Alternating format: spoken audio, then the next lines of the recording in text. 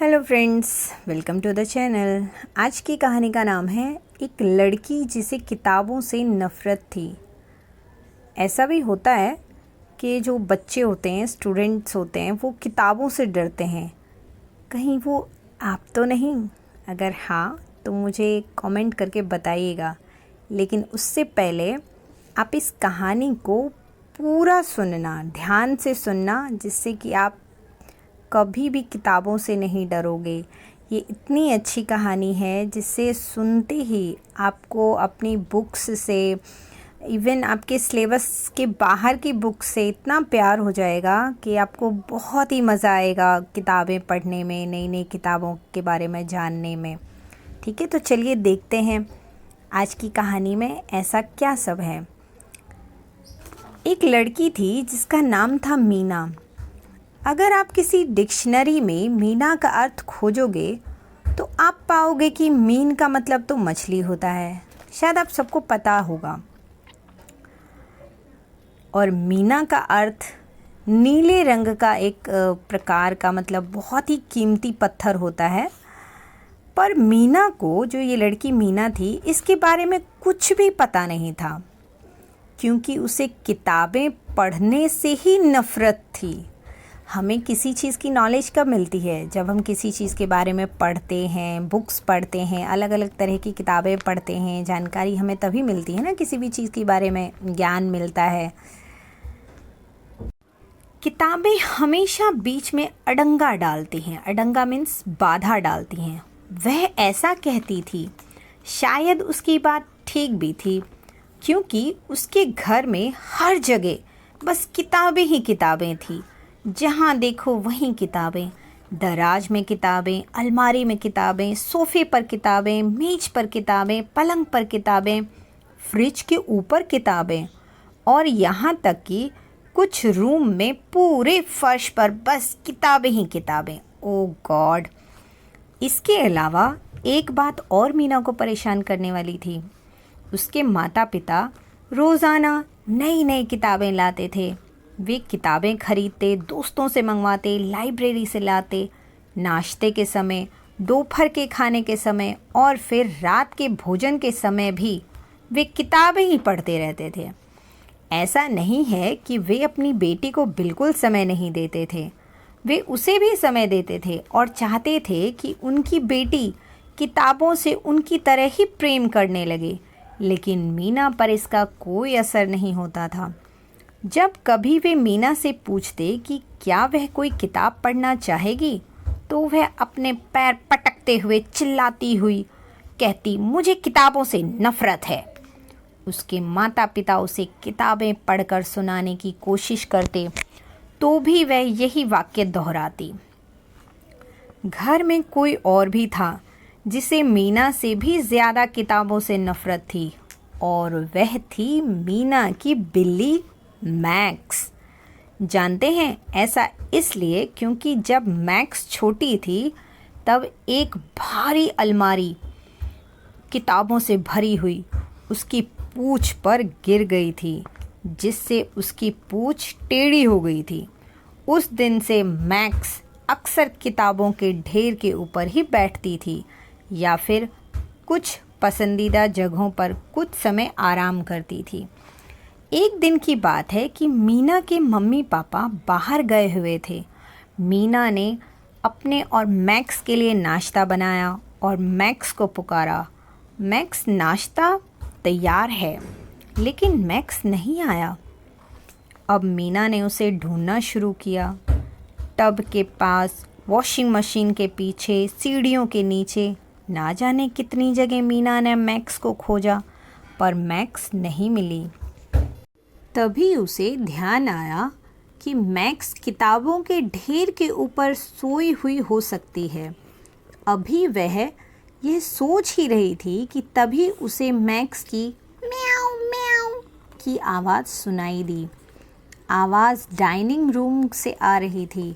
Meena dining room में पहुंची तो उसने देखा कि मैक्स किताबों के एक ऊंचे से ढेर के ऊपर फंस गई है।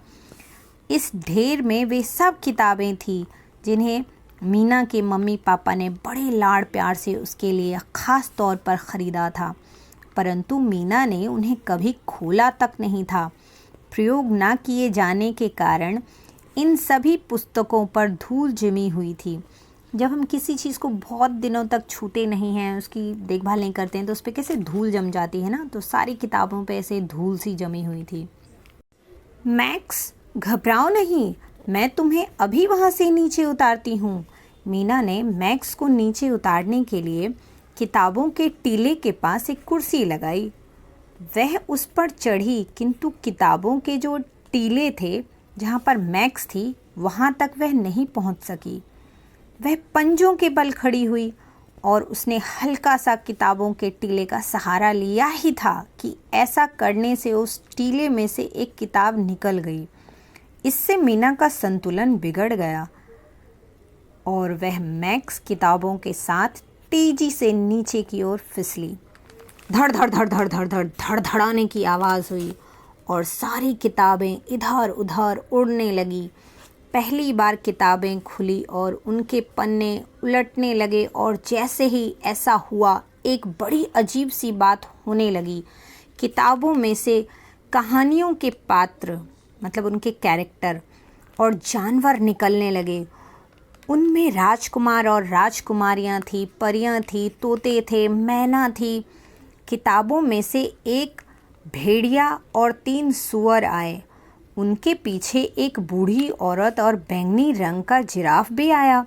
बोने आए, स्नो वाइट आए, गुलीवर आया, स्पाइडरमैन आया, हैरी पॉटर आया, चाचा चौधरी और साबू आए, बंदर और मगरमच्छ, खरगोश और कछुआ, नीला सियार, गिलहरी और कौवा आए।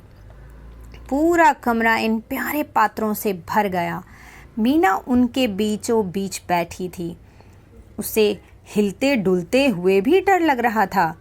मुझे तो लगता था कि किताबों में सिर्फ शब्द होते हैं, पर यहाँ तो किताबों के घरों से निकलकर सारे के सारे पात्र हुड़दंग मचा रहे हैं। ये मीना की सोच है। अब तो डाइनिंग रूम को पहचानना भी मुश्किल था। यह सब बंद करो, वापस जाओ, मीना चिल्लाई। परंतु कमरे में इतना शोर शराबा मचा था कि किसी को भी मीना की आवाज़ सुनाई ही नहीं दी। तभी मीना के पास एक खरगोश आया। उसकी किताब पास में ही पड़ी थी। मीना ने उसे पकड़कर किताब में भरना चाहा। यह खरगोश को अच्छा नहीं लगा और वह किसी तरह अपनी गर्दन छुड़ाकर भागा। मीना ने एक किताब खोली तो उसमें से 4 बत्तखों ने निकलकर भागना चाहा, किंतु मीना ने किताब बंद कर दी और वे किताब में ही रह गई। इससे काम नहीं होगा, मीना ने कहा। मुझे तो यह भी नहीं पता कि कौन सा जानवर किस किताब में जाएगा। फिर उसने 1 मिनट के लिए कुछ सोचा। वह खुद से बोली, अब मुझे समझ में आया। अब मैं हर जानवर से जानकर पूछूंगी कि वह किस किताब में जाएगा। मीना ने एक विचित्र जीव से मुलाकात की। तुम कौन हो? मीना ने पूछा।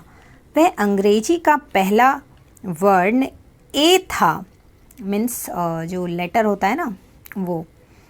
उस जानवर ने थोड़ी नाराज़गी दिखाई और वह पैर पटकते हुए वर्णमाला वाली किताब में चला गया। मीना को अब एक भेड़िया दिखा जो डाइनिंग टेबल के नीचे बैठा सिसकी भर रहा था। वह अपनी किताब से बिछड़ गया था। पूछने पर भेड़िए ने कहा कि अब वह कहाँ जाए, पर मीना उस भेड़िए की कोई मदद नहीं कर पाई क्योंकि मीना ने कभी कहानियाँ पढ़ी ही नहीं थी। तभी मीना के दिमाग में एक बात आई। उसने पास रखी एक पुस्तक उठाई और उसे ज़ोर ज़ोर से पढ़ने लगी। बहुत पुरानी बात है, मीना ने पढ़ना शुरू किया। किसी दूर दराज के देश में धीरे धीरे सारे जानवरों ने कूदना, नाचना, शोरगुल करना बंद कर दिया। वे सब मीना के पास आकर कहानी सुनने लगे। मीना जिस जिस जानवर की कहानी पढ़ती वे अपनी कहानी के बारे में बता देते और मीना उन्हें उनकी किताब में पहुंचा देती थी। धीरे धीरे मीना ने सारी किताबें पढ़ डाली और धीरे धीरे सारे जानवर अपनी सही पुस्तक में चले गए। अंत में कमरे में नीली जैकेट वाला एक खरगोश बाकी बचा। अब मीना ने पीटर खरगोश वाली किताब उठाई, किंतु वह सोचने लगी कि काश यह खरगोश यहीं रह जाए, किंतु वह भी अपने घर जाना चाहता था। उसको उदास देखकर मीना ने उसकी किताब खोल दी और वह खुशी खुशी किताब में चला गया। अब घर में शांति थी। मैक्स किताबों के छोटे से ढेर पर बैठकर जीभ से अपना चेहरा चाट रही थी। किताबों के पात्रों के चले जाने से मीना को कुछ अधूरा सा लग रहा था। इतनी ही देर में वे उसे अच्छे लगने लगे थे। मीना ने दुख भरी आवाज़ में कहा, अब मुझे इन जानवरों को दोबारा देखने का मौका नहीं मिलेगा। पर तभी उसे ध्यान आया कि वे सारी किताबें तो अब भी उसके पास है। यह सोचकर वह मुस्कुराई और फर्श पर पड़ी किताबों से कहने लगी, तुम बहुत प्यारी हो किताबों, मैं तुमसे बिल्कुल भी नफ़रत नहीं करती हूँ। उस रात जब मीना के माता पिता वापस आए तो उन्हें अपनी आँखों पर विश्वास नहीं हुआ। उन्होंने देखा कि मीना सारी किताबों के बीचों बीच बैठी है और वह सच में एक किताब पढ़ रही थी। इस कहानी की सीख, हमें बिना समझे बिना जाने किसी भी चीज़ से डरना नहीं चाहिए या नफ़रत नहीं करनी चाहिए। वो कहते हैं ना, एक किताब 10 दोस्तों के बराबर है, बट 10 दोस्त एक किताब की बराबरी नहीं कर सकते हैं। इसलिए हमेशा आप बुक्स पढ़ने की हैबिट लगाइए और ज़रूर किताबें पढ़िए। बैठिए, देखिए उनमें क्या सब लिखा है। जब आप धीरे धीरे बैठना शुरू करेंगे ना, तो किताब से अच्छा दोस्त आपको कोई लगेगा ही नहीं और आपको यकीन मानिए बहुत मज़ा आएगा बुक्स रीडिंग करने में। तो वीडियो को लाइक और चैनल को सब्सक्राइब करना ना भूलें। Thanks for watching.